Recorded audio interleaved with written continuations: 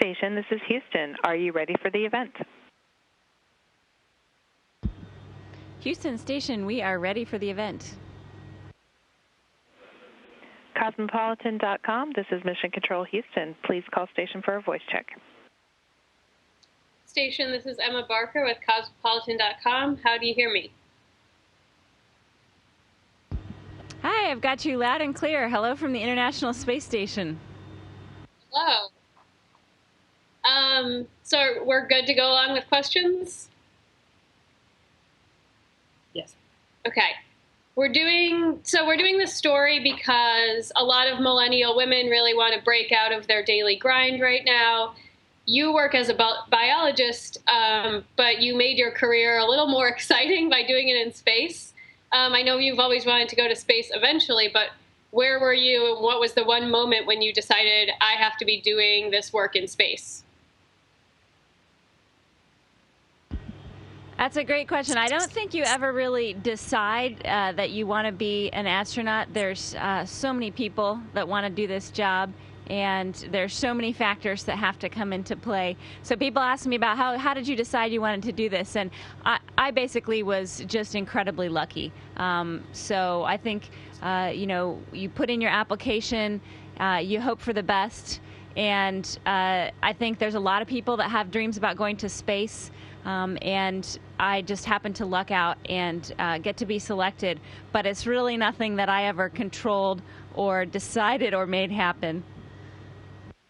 Okay. So what does it feel like physically and mentally and emotionally to blast off into space? Like, describe what that feeling was like. Yeah, we do a lot of training in the simulator. So we spend hundreds of hours getting into the Soyuz sim. That's our spacecraft. And the actual spacecraft looks a lot like the sim. So when you're sitting in the Soyuz on the launch pad, it all looks familiar. Everything feels comfortable. And then you think for a second, oh, wait, I'm actually sitting on top of a rocket. So there's quite a few hours before you launch. You have a little bit of time to think and reevaluate your life priorities. At that point, it's a little bit too late to back out, and you're just pretty much along for the ride. It's amazing. It's very incredible that we launch human beings into space. Yeah. So you've been up there for about 3 months. What do you miss most about life on Earth, and what are you glad that you don't have to deal with up there? So I miss the smell and the sound of nature a lot. Just being able to go outside, take a walk, see trees. We're in a controlled environment up here, which is truly amazing. The fact that we recycle all of our air and our water, we're really proving a lot of technologies for how we can conserve resources up here.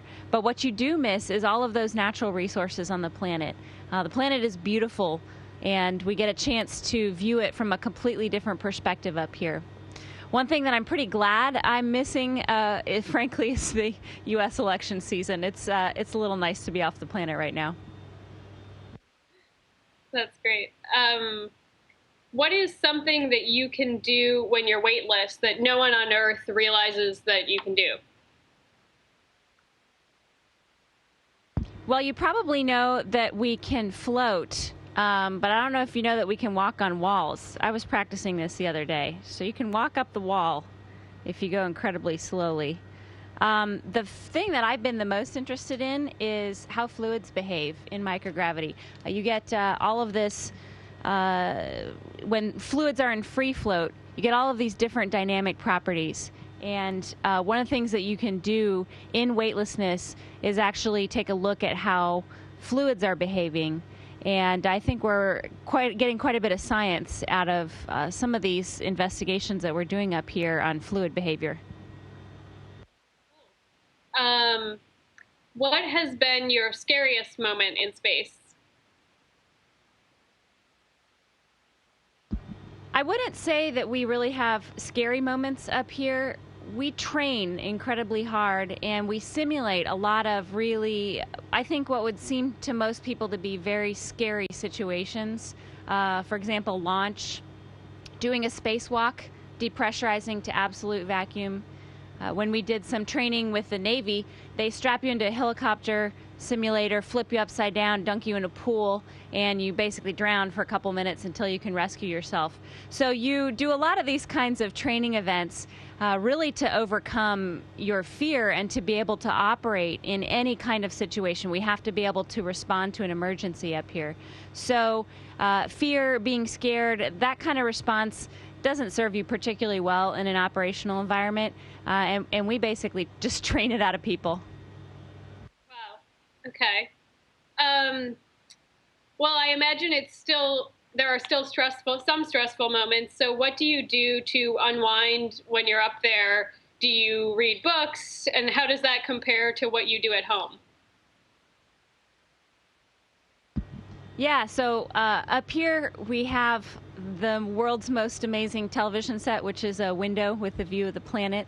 So I have to say there's a lot of activities that I do at home that I really don't want to even do up here, because that's time that we could be spending looking at the planet or taking photos or seeing what's happening in the world around us as we're all in free fall. The entire station is in free fall. So we talk about weightlessness and microgravity, but really what it is we're constantly falling, and all of these objects, even this microphone here, is falling with me. And so you end up just doing experiments about what happens to physics, what happens to biology in free fall. So it's a lot of experiments and a lot of looking out the window. That must be such a weird feeling. I imagine space might kind of like change your mindset a little bit. Have you hatched any really great ideas while up there that you plan to execute when you get home?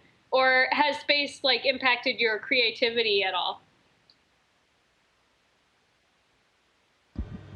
Yeah, I'm a scientist, so I'm not necessarily sure I can lay claim to a whole lot of creativity, but it has impacted my ability to think about ways that we might do future experiments up here. Actually seeing all of these changes has been spurring a lot of ideas for me about the kinds of research that we might do going forward.